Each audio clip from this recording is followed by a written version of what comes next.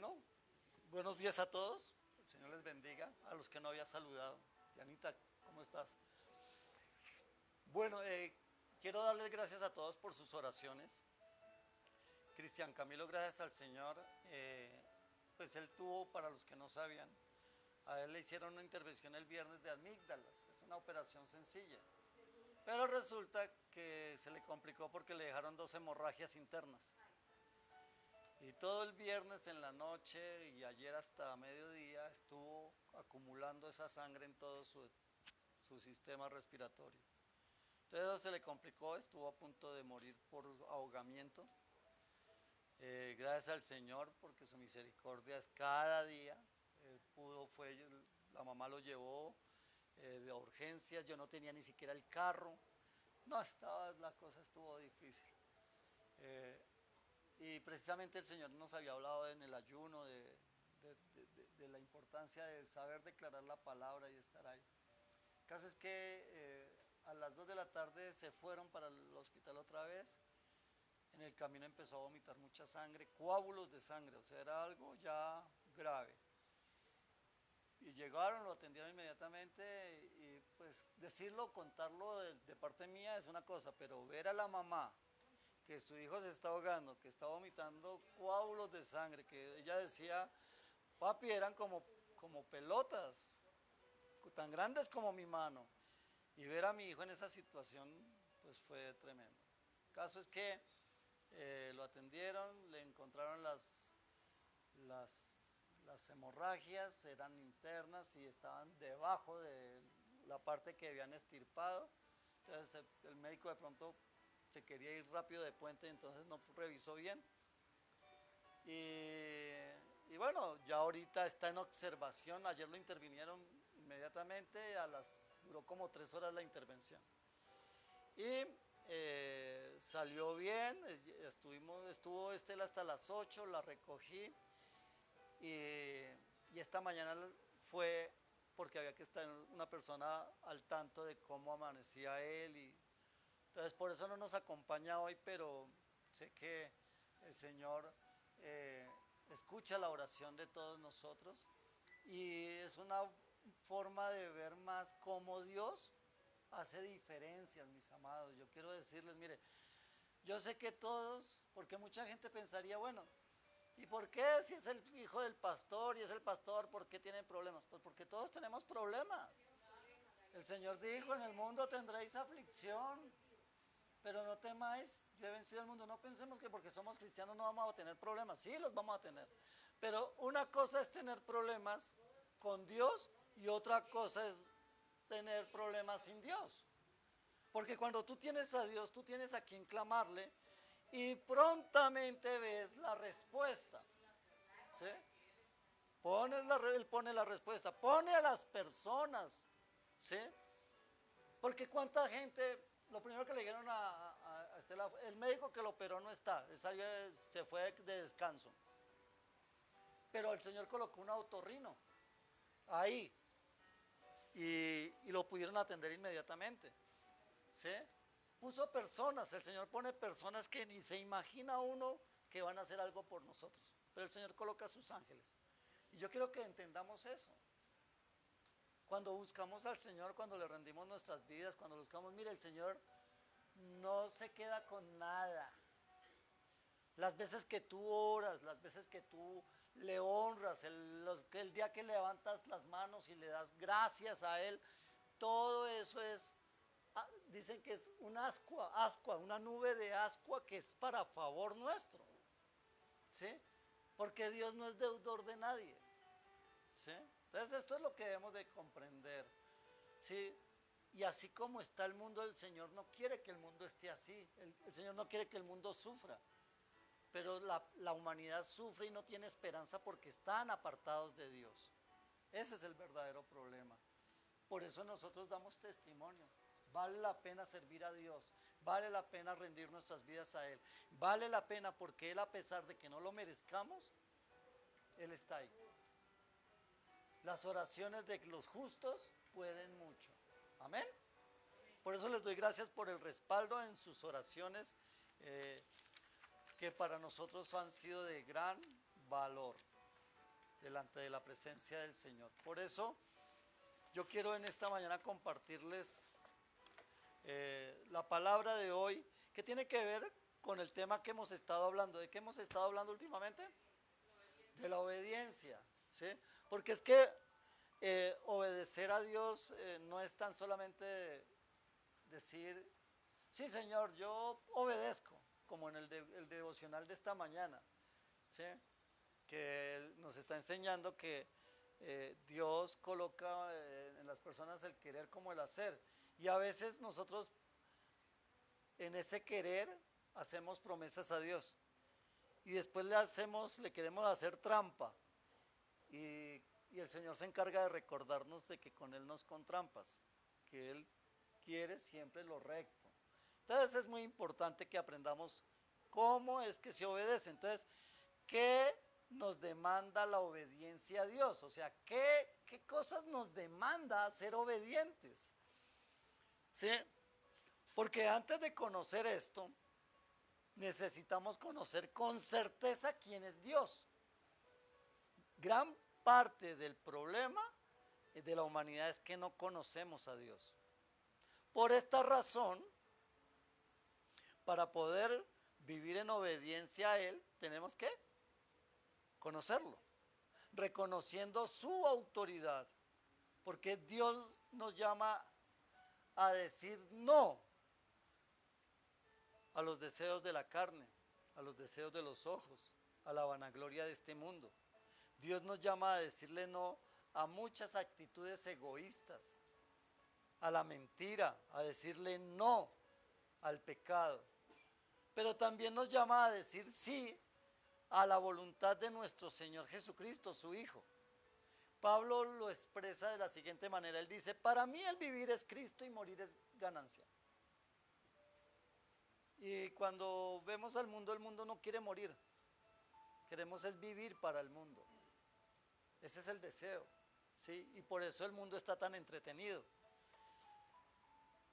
Dios desea que aliviemos nuestra vida echando los deseos de la carne, los deseos de los ojos, la vanagloria de este mundo y el amor al mundo y a todo lo que Él ofrece, para así podernos elevar con mayor facilidad en nuestra vida espiritual.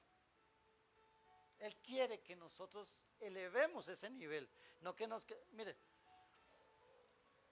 en los años 50, 40 el estudio no tenía mucho significado en la gente. No había mucho significado, la gente no le daba mucha trascendencia al estudio, ¿sí? Porque les parecía a los padres que eso era una perdedera de tiempo, que lo que importaba era trabajar, ¿sí? Y muchos crecieron así, y era normal. Pero luego vimos que los ricos sí estudiaban, y si el estudio era tan malo, ¿por qué los ricos sí estudiaban y los pobres no? Entonces cambiamos el pensamiento y empezamos a establecer que era importante el estudio. Y entonces en muchas ocasiones llegar a la primaria eso era un lujo, eso era una machera, llegar a la primaria, ¿sí? Por eso no había tanto colegio. Pero ya después de los años 60, 70 se empezaron a demandar y a haber una preocupación o una ocupación de querer poner a nuestros hijos a estudiar. Y lo mínimo que queríamos era que fueran bachilleres y que hicieran una carrera técnica, ¿cierto? Y hoy en día estamos demandando que puedan ser universitarios. Y el Estado empieza a patrocinar cosas. Ahora lo terrible es que no quieren estudiar. Todo se da para hacerlo, pero no quieren. Pero, ¿a qué quiero llegar? Al hecho de que cuando yo quiero alcanzar las mayores promesas de Dios, yo tengo que conocer y afianzar mi vida en Él. De acuerdo a cómo sea nuestra relación con Dios, así está nuestra vida. Porque Él no es hijo de hombre para mentir, ni hijo de hombre para arrepentirse. Recibimos paralelamente, aún es más, a veces recibimos más de lo que damos. A Dios le damos a veces lo que nos queda Así ya como, mejor dicho, después de que nos comemos, le damos el cucayo a él, ¿cierto? ¿Sí saben cuál es el cucayo? La pega, exacto, más o menos. A veces le cogemos y le raspamos para servirle, ¿sí? Y usted me dirá, ay pastor, no sea exagerado que yo sí amo a mi Señor, Él tiene el primer lugar en mi vida. ¿De verdad? ¿Cierto que no? No, o sea, uno se pone siendo bien sincero, uno sí le da el cucayo al Señor. Pero igual de eso mismo recibimos. Y hasta que lo recibimos con la peguita, con un huevito encima. ¿Sí? Ahora, pensemos por un momento en qué áreas tuvieron que dejar los discípulos del Señor para poderlo seguir. ¿Qué fue lo que ellos hicieron? Porque aquí el ejemplo lo debemos de llevar no por palabras, sino por obras. Entonces, ¿qué hicieron los discípulos? ¿Qué dejaron los discípulos? ¿Y qué nos toca dejar a nosotros? ¿Sí? Porque les recuerdo que Dios es ¿qué? Inmutable. Él no cambia. El contrato que hizo con los discípulos lo hizo con nosotros. ¿Sí? Entonces, yo quiero invitarles a que leamos Lucas 14. Recuerdan que hace 8 días leímos Lucas 9:23. ¿Sí se acuerdan qué dice? Lucas 9:23, hace 8 días lo leímos. Que dice, si alguno quiere venir en pos de mí, niéguese a sí mismo. Tome su cruz cada día y sígame. ¿Cierto? ¿Sí se acuerdan de ese pasaje? Entonces, esto es lo que el Señor le llama.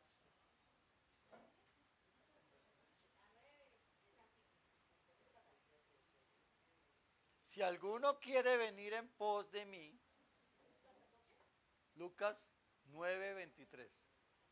¿Sí? Si alguno quiere, y les recordaba y les decía, mire, el Señor a nadie obliga, o sea, esta relación con Dios es tan de libertad, es tan de su corazón, de su disposición, de la suya, ¿sí? Es la decisión suya.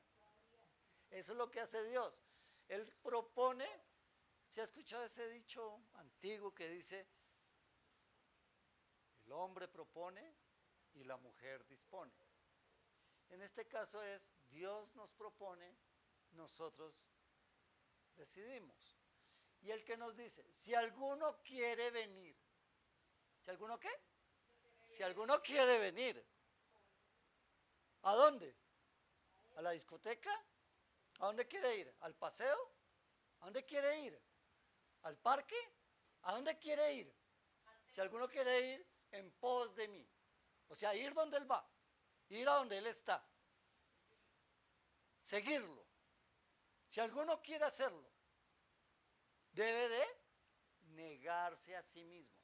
Él no dice debe de imponerle un yugo a los demás para que se acerque a mí. No.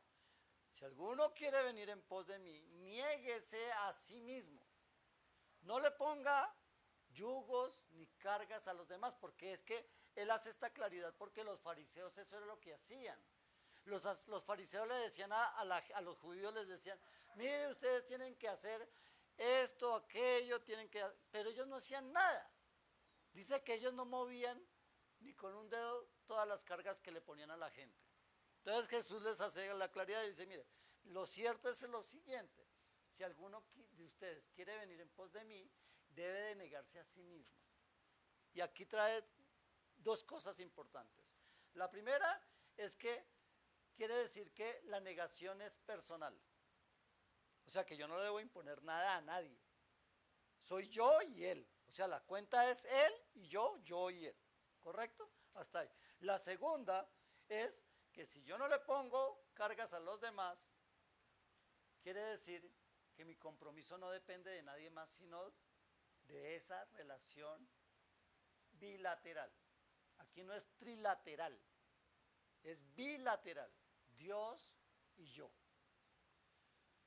Entonces él dice, debe de negarse a sí mismo, pero le dice además, tiene que tomar su cruz, no le dice tome la de los demás, porque a veces nos pegamos una carga. Mire, al principio del ministerio, cuando el Señor nos permitió sentir el amor y la pasión por Él, algo que nos sucedía era que tantos problemas nos traían y nos comentaban que gracias a Dios se nos olvidaban los nuestros, pero se cargaba uno por los problemas de los demás. Entonces, ay, pobre señora, no tienen que comer, y yo sin con qué darles, como, ay, Señor, y eso era una angustia. Y entonces ya no solamente somos nosotros, sino ellos, pobrecitos todos. Entonces esas cargas son muy fuertes. Entonces, ¿qué hace uno? Aprender a entregarle las cargas al Señor, ¿sí? Entonces, yo no cargo ni mis cargas ni la de los demás. Yo cargo delante de mí mi cruz, me niego a mí mismo y me presento delante del Señor y lo sigo, punto. Entonces, cuando Él me manda algo, recordemos que Dios no solamente nos prepara, cuando Él nos llama, Él nos prepara. A través del diario vivir suyo, el Señor lo está preparando, aunque usted ni se dé cuenta, el Señor está haciendo algo con usted, ¿sí? Y Él lo prepara, pero luego Él le provee para luego mandarlo, ¿sí? O sea, todo lo que usted haga lo hace no porque usted le sirve a Dios, sino porque Dios lo utiliza a usted para algo. Entonces yo como mandadero no puedo darme ínfulas de decir, ay, hoy sané a 5. Nah, el Señor hizo el milagro. El Señor, hoy di 25 consejerías. No, el Señor me utilizó para aconsejar a alguien. Yo solamente fui un instrumento, ¿sí? Entonces, basado en esto, vamos entendiendo lo que demanda la obediencia a Dios. Y aquí nos habla de negación, de seguir al Señor, ¿sí? Habla de tomar la cruz.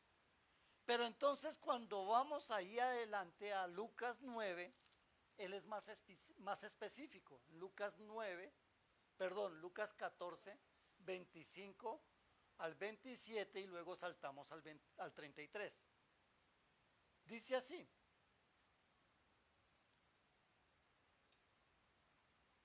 Bueno, leamos el 25, dice, grandes multitudes, Lucas 14, 25, dice, grandes multitudes iban con él. ¿Cuántos iban? Eran muchos. Pero ¿por qué? Yo me pongo a pensar, ¿por qué él se les da la vuelta y les habla a todos esto? Porque es que cuando es la hora de repartir pan gratis, todo el mundo está, ¿cierto? Haga usted una ayuda social. Miren, en diciembre se da mucho esto. Si yo, durante el año, la iglesia, a los que asisten periódicamente, son 20, 25. Si yo llegara a hacer un evento de ayuda social, vienen 200. Si yo les prometo que les voy a tener regalos, que les voy a tener un mercadito, ¿sí? Eso le pasó a Jesús. Jesús, cuando alimentó a los 3,000, ¿cuántas personas habían? Como 10,000, porque dice que él alimentó a 3,000 sin contar niños y mujeres, ¿sí? Y él veía que lo seguían, y lo seguían, y lo seguían. Y después alimentó a 5,000, o sea que eran como 12,000 o 14,000. Y entonces, conociendo el corazón de todos, se volteó y les dice lo siguiente. Y ahí es donde viene. Les dice, volviéndose a él, les dijo, si alguno viene a mí y no aborrece a su padre, madre, mujer e hijos y hermanos y hermanas, y aún también su propia vida, no puede ser mi discípulo. Yo creo que en ese instante todos se quedaron mirando y hubo una estampida. Yo creo que de los 14,000 no quedaron sino por ahí 3,000.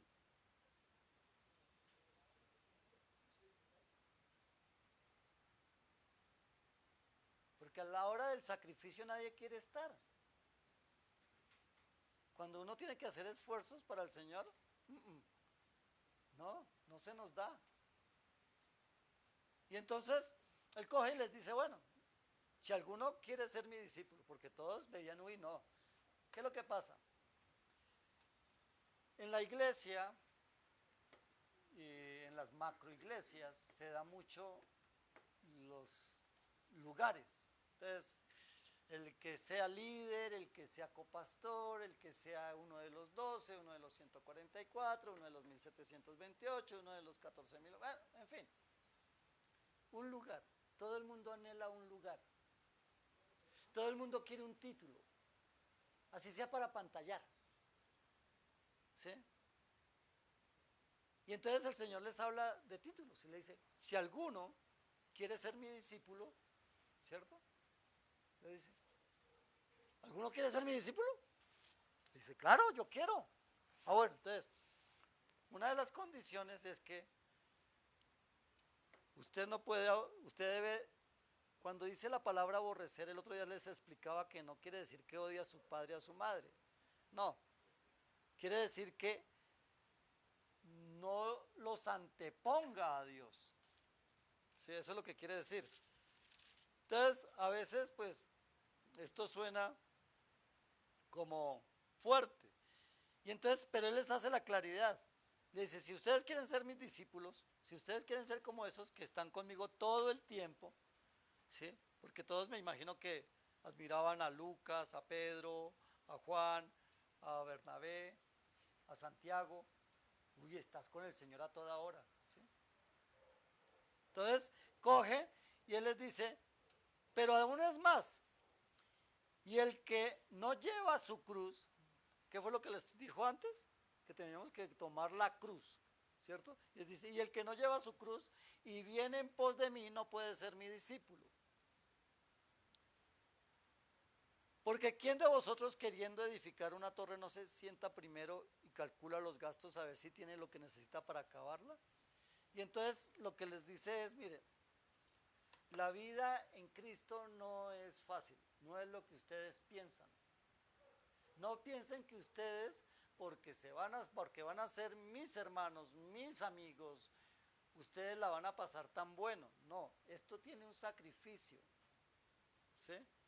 Y ese lugar demanda que usted se niegue a sí mismo. En Mateo 20:20, ¿sí saben a qué le refieren cuando dicen 20:20? A una visión perfecta. Usted tiene una visión 20:20. Cuando uno quiere tener la visión perfecta como cristiano, usted tiene que leer Mateo 20:20. Y él dice que él no vino a servir, él no vino a ser servido, sino a servir y a dar su vida por los demás. ¿Sí? Y entonces coge y exhorta a los hijos de Zebedeo, cuya madre va donde Jesús y le dice, ordena a estos dos mis hijos que se sienten uno a tu diestra y otro a la izquierda en tu reino. Y él les dice, no, Señor, mi reino no es como este mundo de influencias, porque el darles, les dijo, ustedes, se volteó y le dijo a los dos muchachos, ustedes pueden beber la copa que yo he de beber. Ellos dijeron, ¿copa? ¿Traguito? Claro que sí, vamos a tomar. Y ustedes pueden ser bautizados con el bautizo que yo voy a ser bautizado. Listo, lo hacemos. Obvio, ya. Pero no, bautizo, eso es pachanga. Traguito, beber la copa, pues echarle al vino. Fácil, claro, eso es lo que queremos. Le digo, bueno, sí, eso lo van a hacer. Y desde hoy ya quedan atados con sus palabras. Pero el sentarse a mi izquierda y a mi derecha no es mío darle, sino del Padre que está en los cielos. Entonces ahí quedaron. Ahora, ¿cuál fue la copa que le tocó beber al Señor? La copa amarga de la cruz del Calvario. A eso se refiere. ¿Qué es más amargo que negarse a uno mismo y tomar su cruz y crucificar allí sus propios deseos, sus propias opiniones, lo que a usted le parece, lo que a usted se le antoja? Tener que decir, no, Señor, yo no lo voy a hacer, no, ya no voy a pensar así, voy a pensar como tú piensas. Ya no es mi voluntad, Señor, ahora voy a hacer tu voluntad. ¿Acaso eso no es lo más amargo que hay? Cuando a uno le dicen, no, lo que pasa es que el Señor, ay, los cielos, la tierra, todas esas cosas, el Señor es dueño de todo eso y yo soy el hijo del Rey de Reyes y Señor de Señores. Ah, sí, pues muéstrelo. Yo quiero ver que sea el hijo del Rey de Reyes, porque su hijo unigénito vino al mundo y no escatimó él cosa alguna que aferrarse, sino que se negó a sí mismo y tomó forma de hombre y más humilde de los hombres y fue a la cruz. ¿Quieres ser hijo de Dios? Esa es una asignatura que tienen los hijos de Dios para este mundo. ¿Por qué? Porque es que este mundo es un medio de preparación para lo que Dios quiere hacer con usted en su reino. Ahora, si usted no lo cree, usted dice, no, yo prefiero un Mercedes-Benz acá en la tierra. Yo prefiero una casa quinta en un buen lugar antes de irme al cielo. ¿Por qué? Porque a usted no le importa eso, porque no lo cree. Ahora,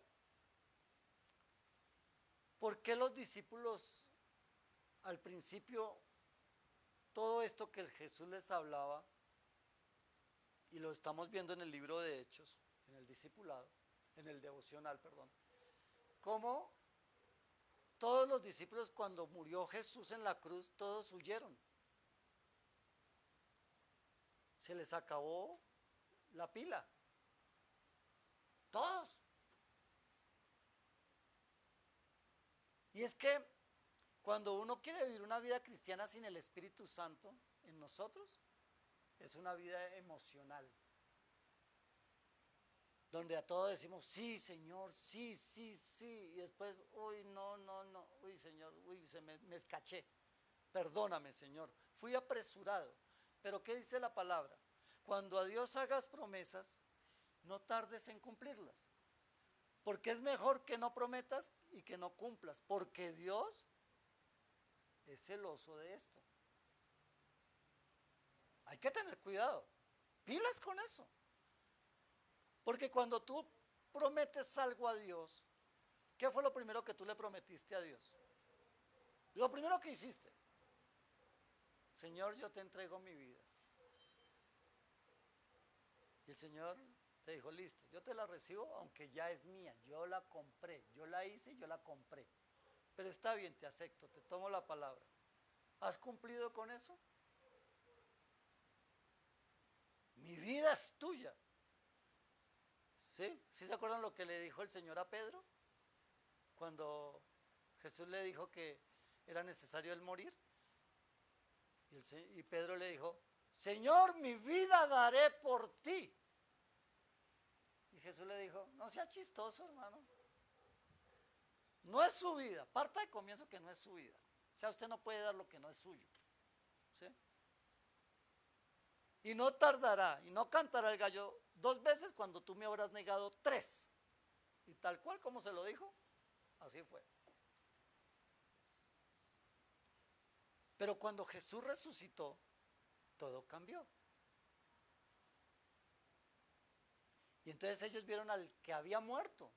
Ellos lo vieron ser traspasado. Imagínense ustedes que ustedes vean a alguien apuñaleado, golpeado, mejor dicho, totalmente muerto por completo. ¿Sí? Es una redundancia bien exagerada. Totalmente muerto por completo.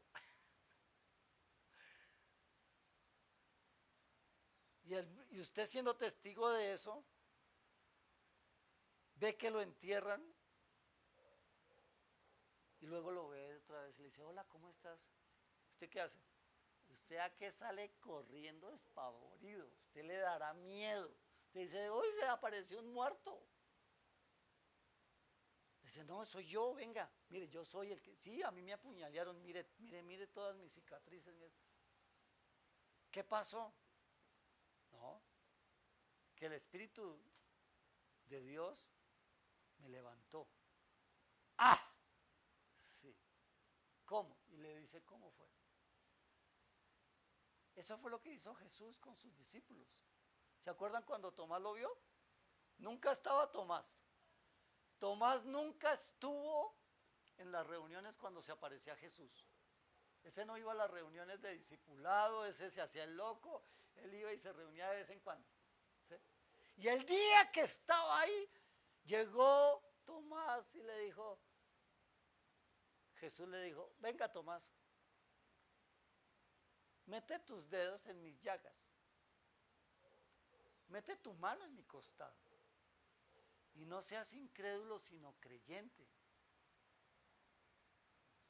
¿Será que la iglesia de hoy en día está esperando que Jesús venga y haga lo mismo? Ahora, yo les voy a garantizar algo, Jesús iba a venir nuevamente y todo ojo le verá y toda boca confesará que Jesucristo es el Señor. Pero ¿sabe cuál es el problema? Que cuando Él venga ya no habrá tiempo, porque Él ya vendrá a juzgar, Él vendrá con espada, ya no vendrá como oveja al matadero, Él vendrá como el Rey de Reyes y Señor de Señores. Cuando los discípulos vieron a Jesús resucitado, creyeron y se afianzó su fe. Y cuando vino sobre ellos el Espíritu Santo de Dios, se reafirmó aún más, a tal punto que cuando empezaron a predicar, el mismo Pedro, la primera prédica se ganó a 3,000, en la segunda se ganó a 5,000. Decían, wow, tremendo. ¿Sí? Pero entre las multitudes lo más importante que hay que hacer es voltearse y decirles, si alguno quiere seguir a Cristo, niéguese a sí mismo todos los días, tome su cruz y sígale. A la luz de la palabra. No a como le predique por emociones o por interés, no. Conforme a lo que dice la palabra. Ahora, ¿usted está leyendo lo que dice la palabra? ¿Sí está leyendo conmigo? ¿Estoy mintiéndoles, les estoy exagerando, les estoy hablando algo que no es? Ahora, él dice, ahí en el mismo pasaje, en el versículo 33 dice, así pues, cualquiera de vosotros que no renuncia a todo lo que posee, no puede ser mi discípulo. Entonces uno se pone a pensar y dice, bueno, pensemos, ¿en qué áreas tuvieron que dejar los discípulos del Señor para poderlo seguir? ¿Qué fue lo que les tocó dejar? Porque entre todos las multitudes que lo siguieron, los únicos que quedaron fueron 12. Y dentro de esos 12, uno lo traicionó, uno lo vendió. Entonces, ¿cuán grande era el ministerio de Jesús? De 11. 2, 4, 6, 8, 10, 12. Uy, gané por una. Piensen en eso. Ahora, ¿por qué los admiro yo a ustedes? Porque a pesar de lo que me escuchan decir y escuchan la palabra, están aquí. No son como los otros 5,000 o 10,000 que cuando les dijeron que había que crucificar la carne, se fueron. Eso es lo que hay que admirar. Y entonces vemos que hubieron 4 niveles en los que los discípulos, sí, hazme el favor, Sandrita, para que no se me deshidraten. Venga, los voy a antojar.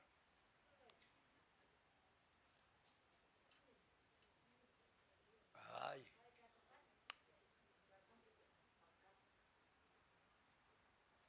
Bueno, entonces sígame. Mire, esto es parte de seguir a Cristo. Ah, bueno. Sí. Aquí estamos todos, mire, aquí el menos favorecido soy yo.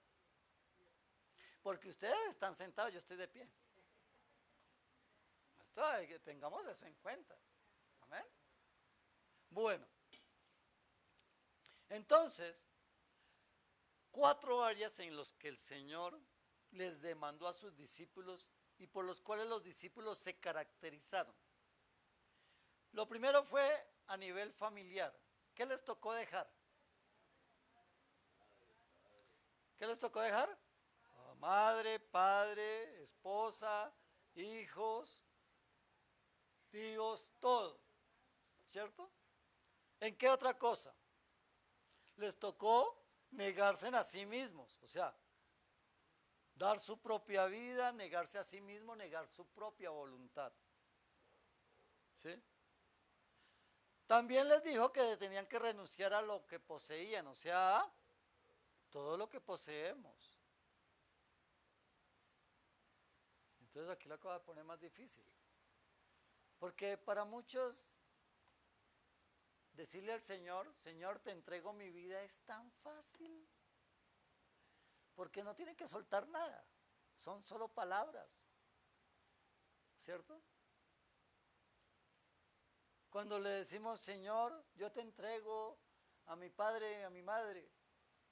Si no los visito, ¿cuál es el problema? Se los entrego, mejor estarán contigo, Señor. Siendo sinceros, a ver, seamos bien sincerotes aquí. Cuando decimos, Señor, yo te entrego otras cosas como mis emociones. Señor, yo quiero hacer tu voluntad. Ya no voy a aceptar ni el odio, ni la ira, ni la contienda. Ya no voy a ser celosa. Ya no voy a ser egoísta. Ya yo no voy a ser chismoso. Ya yo no voy a ser. Y ya yo no voy a hacer. Y sigue siendo. Ay, Señor, pero yo sé que tú sabes que ya yo no hago ya no soy tan chismoso. ¿Sí? No soy tan ladrón, ya robo poquito, pero ya no tanto. Ya no soy tan bocón, Señor, a veces se me chispotea una que otra, pero no más. Y creemos que Dios se trama con ese tipo de cosas. Cuando el Señor nos dijo claramente, os es necesario nacer de nuevo. ¿Qué se necesita para nacer de nuevo? Morir. Usted no puede nacer de nuevo si no se ha muerto. Y por eso el Señor dice, es necesario morir. ¿Sí? Si el grano de trigo no cae en tierra y muere, quedará solo. Entonces de eso se trata el Evangelio. ¿Sí? De que entendamos que hay un precio muy alto que pagar. Pero a veces en la ligereza de nuestras palabras, algo que se manifiesta claramente es renunciar a nuestras posesiones. Mire, que nos metan la mano en el corazón y nos lo arranquen, no hay problema. Que nos metan la mano en la cabeza y nos cambien nuestra forma de pensar, no hay problema. Pero no me vaya a meter la mano al bolsillo, porque ahí sí me va a conocer. Con la plata no se meta, que esa la necesito para pagar los recibos.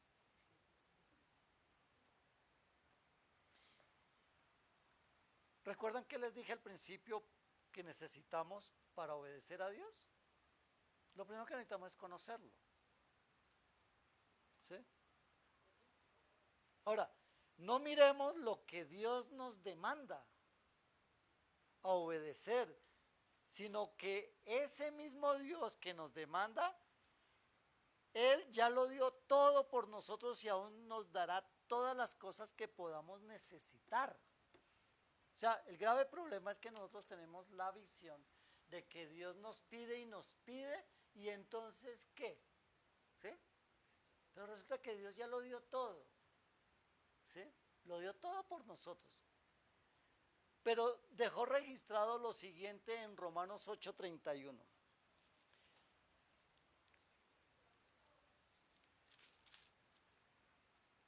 ¿Qué dejó registrado? Él dice en Romanos 8:31 al 33, dice así: ¿Qué pues diremos a esto? Si Dios es por nosotros, ¿quién contra nosotros? O sea, ¿qué te dice esto? Que si tú tienes a Dios, tú no tienes nada de qué temer, porque nadie podrá hacerte frente, ¿correcto?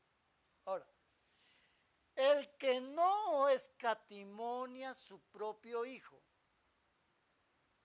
Si recuerdan que hace 2000 años el Dios, el Padre, creador de los cielos y de la tierra, envió a su Hijo Jesucristo como hombre para que muriera y pagara el precio de nuestros pecados. Pues Él no escatimó a su propio Hijo, sino que lo entregó por todos nosotros. Ahora, pregunta, ¿cómo no nos dará también con Él todas las cosas? Entonces yo le pongo esta posición. Dios, ¿qué le pide de su familia? Que le entregue a quién? A su papá, a su mamá, a sus hijos, a su esposo. ¿Sí? Mire, cuando hacemos eso, Dios no los va a destruir, Dios los va a arreglar. Si sus padres, el Señor velará por ellos. A sus hijos, ¿quién los cuidará mejor que Dios? ¿Cierto? Entonces, ¿por qué nos hemos de preocupar? Cuando el Señor nos dice, no me antepongan a nadie, que yo sea en ustedes el primer lugar, que yo me ocuparé de todos los demás. Eso es lo primero. Entonces, por eso cuando ustedes me escuchan, cuando vean a sus hijos cachiladeados, torcidos, como que haciendo lo que se les da la gana, cojan postres en delante del Señor. Dígale, Señor, yo te entrego a mi hijo. Haz con él lo que tengas que hacer para que endereces sus sendas y se vuelva a ti de todo su corazón.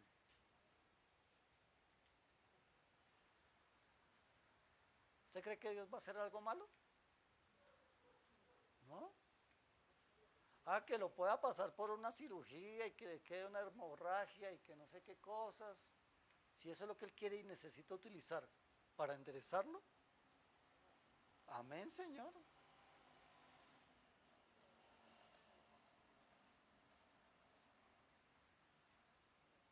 Él es Dios. Y en su perfección todo se hace perfecto.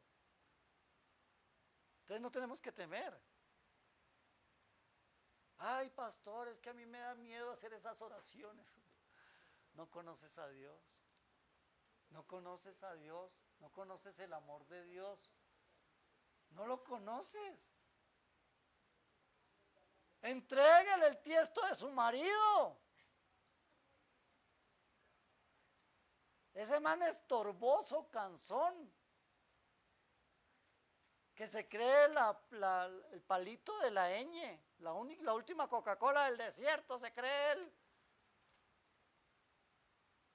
Dígale, Señor, yo te entrego a mi marido, a mi esposo, a mi cónyuge. Haz lo que tengas que hacer con él. Y si lo quieres cambiar, pues gloria a Dios, tu nombre sea alabado.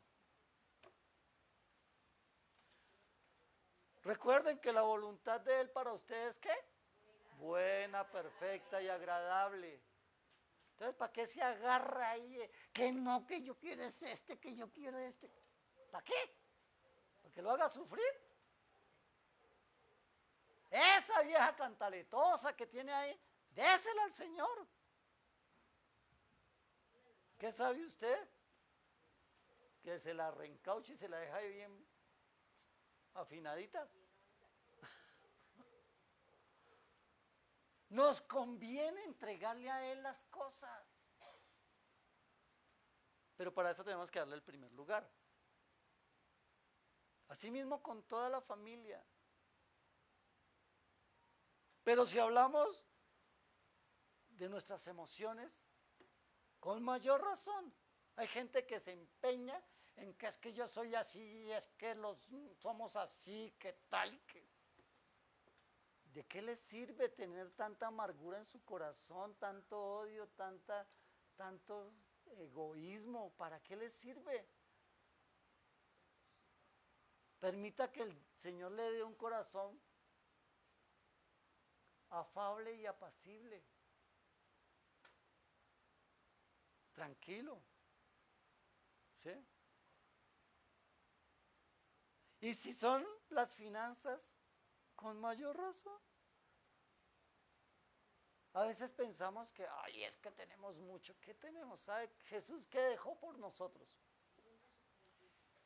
Dejó el trono en los cielos de los cielos de los cielos, la adoración de millones y millones de ángeles. El lugar donde Él habita sus calles son de oro, todo es de gran valor. Pero Él lo dejó todo para venir a este cochino mundo a salvarnos. Y ahora nosotros creemos que nos aferramos, es que tengo una hipoteca ni la tremenda. ¿Cómo le voy a entregar mi apartamento? ¿Cómo le entrego mi casa? Señor, esto es tuyo y el día que me muera, ¿de quién va a ser? Pues del Estado, si no hay alguien que lo reclame.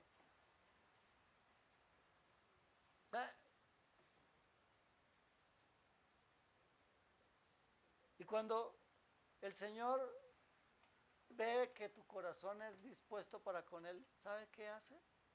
Lo multiplica. ¿Qué le dijo a Pedro? Hace 8 días veíamos cómo a Pedro le pidió prestada la barca. Y la obediencia de Pedro le permitió ver el resultado de la obediencia a Dios más que su propio trabajo y esfuerzo. Porque Dios te multiplica y te dará.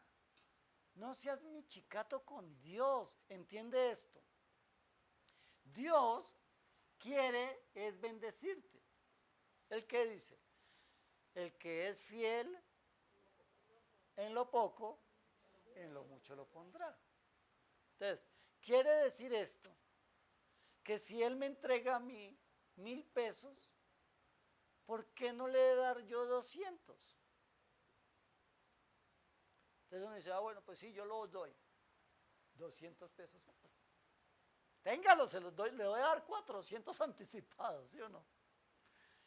Pero si son 10,000, ya serían 2,000.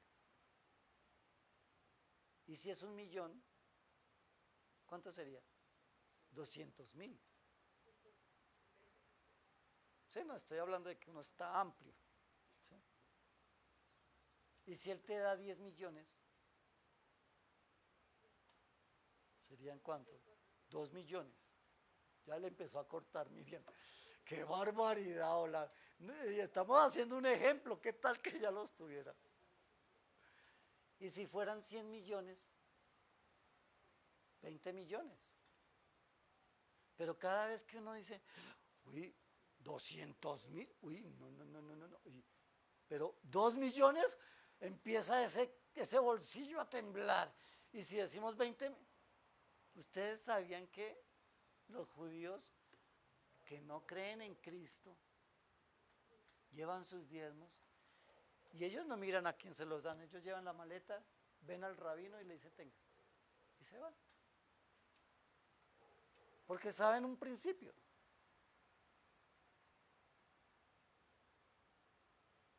Que el que es fiel en lo poco, en lo mucho lo pondrá. Punto.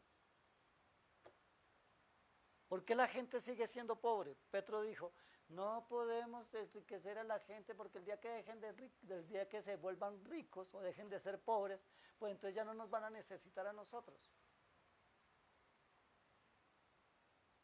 ¿Sabe qué el Señor quiere hacer? Que todos sean ricos. ¿Sabe qué es lo que nos empobrece?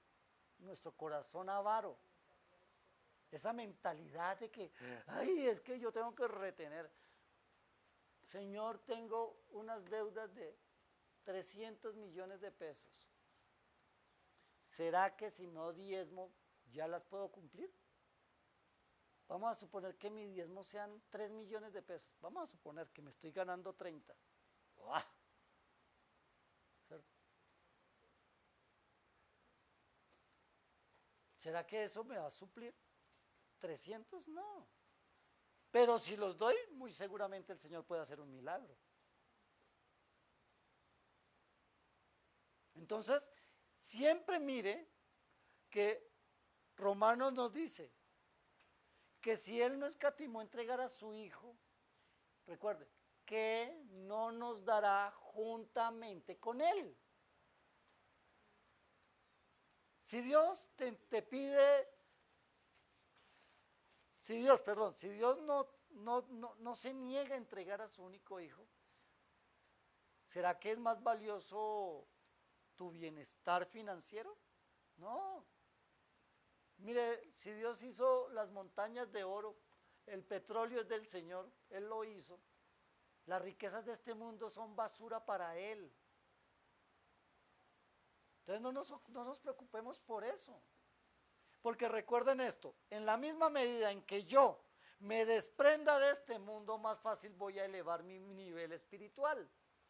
Cuando usted eleva su nivel espiritual, todas las cosas naturales están bajo la planta de sus pies. Usted tendrá el poder de declarar y de hablar con autoridad espiritual.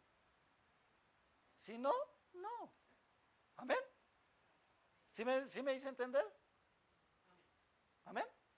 Entonces yo quiero invitarles, como hoy tenemos Santa Cena, entonces yo quiero invitarles a que tomemos la Santa Cena y hacemos una sola oración, para no extendernos mucho, porque los veo como así medio mareados. ¿Listo? Entonces les voy a dar, ¿alguno quiere tomar la copa que yo he de beber? ¿Sí? Entonces, hazme un favor, Anita Lucía.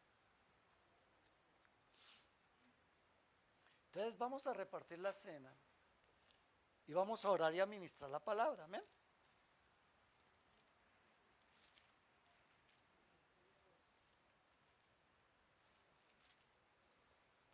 Gracias. Y dice la palabra del Señor en el libro de Primera de Corintios. Pablo le escribe a los corintios y les dice: porque yo recibí del Señor lo que también os he enseñado, que el Señor Jesús, la noche que fue entregado, tomó el pan.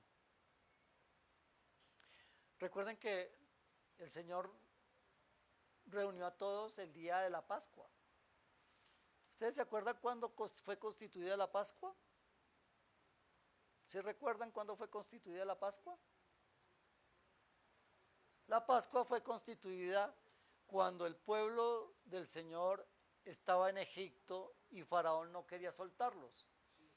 Y entonces ordenó a todos sus hijos, a todo su pueblo, que mataran un cordero y que ese cordero lo deben de consumir con pan amargo y con hierbas amargas. Y que todos los que hicieran esto, al matar al cordero, la sangre la colocaran en los detiles de sus puertas y de sus ventanas, para que el ángel de la muerte no tocara sus vidas. Ahí se estableció la Pascua. Cuando Jesús invita a todos sus discípulos, el día que había de ser tomado, entregado por Judas, el Señor va y les dice que es el momento de tomar la Pascua. Pero Él les dice que es importante que entendamos que la Pascua, así como los judíos no la tomaban en forma ligera, sino que era para ellos algo, es un ritual muy serio, porque ellos lo siguen celebrando como tal. Entonces, el Señor los convoca en ese salón, en ese lugar alto, y les dice: bueno, este pan que se celebra la Pascua va a representar mi cuerpo. Ya no va a ser el pan, es mi cuerpo el que va a ser tomado.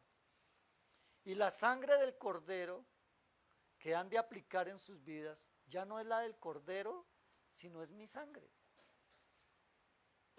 Así que todas las veces que ustedes hagan esto, me van a recordar y van a recordar que yo vine hasta ustedes a hacer este pacto. Cada vez que coman del pan y que beban del vino, la muerte del Señor recordarán hasta el día que yo regrese. Amén. ¿Qué es lo importante, mis amados? Que al tomarla, lo hagamos con corazones dispuestos y limpios. Y el Señor dice acá que nos pongamos a paz con Él. No es, dice que debemos de colocarnos a paz con Él para que nadie nos juzgue. ¿Sí? Y entonces yo quiero invitarles a que ustedes hagan un acto de contrición, que es lo que llaman, es un acto de conciencia.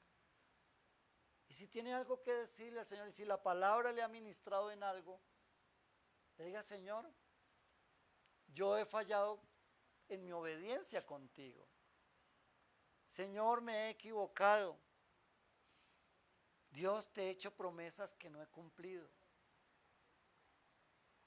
Señor, he antepuesto mi casa, mi familia, mis padres, mis hijos, mi cónyuge, mi trabajo, mis estudios, todo lo he antepuesto a ti, Señor.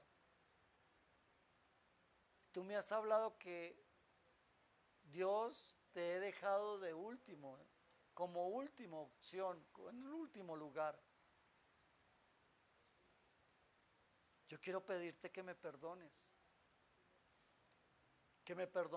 por mi necedad, que perdones mi egolatría, mi egocentrismo.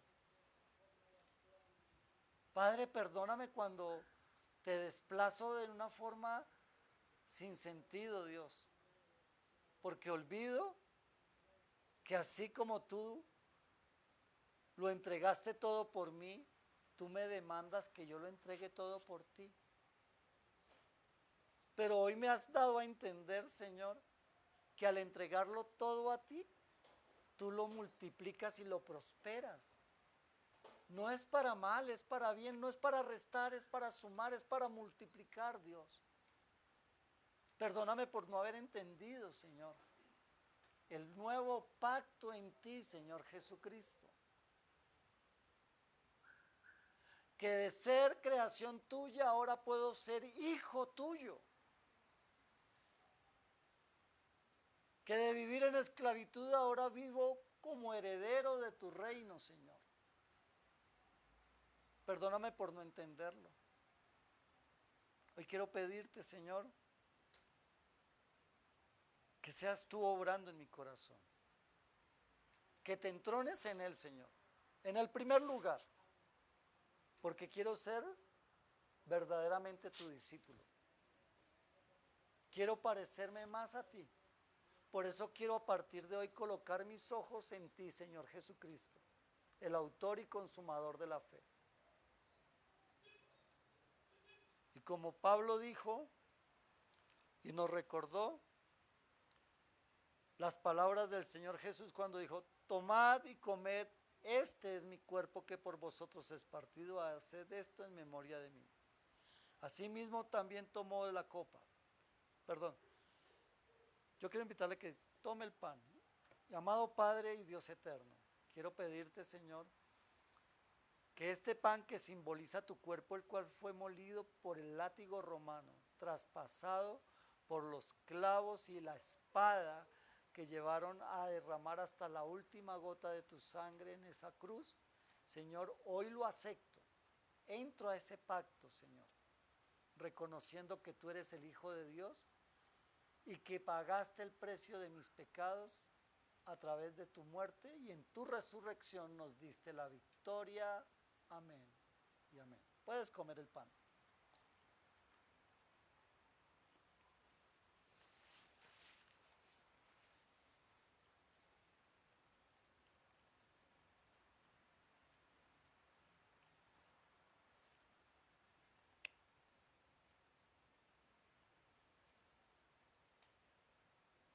Asimismo también tomó la copa después de haber cenado, diciendo: esta copa es el nuevo pacto en mi sangre.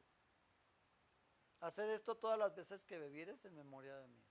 Señor, gracias te damos por esta copa que representa tu sangre derramada en la cruz del Calvario, a través de la cual tú nos santificas y haces cerco de protección sobre nuestras vidas. Por ello te alabamos y te glorificamos, Padre eterno. Amén y amén. Pueden tomar de la copa.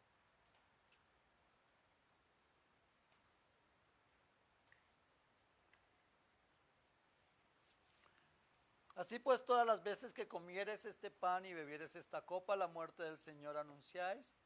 hasta que Él venga. Y todo el pueblo del Señor dice, ven pronto, Señor Jesús. Amén. Bueno, mis amados, para los que nos siguen por Facebook Live, yo quiero invitarles a que nos sigan, que esta semana sea de bendición y que nos podamos encontrar dentro de 8 días. Amén. Amén. El guitarra, ¿me haces el favor y apagas?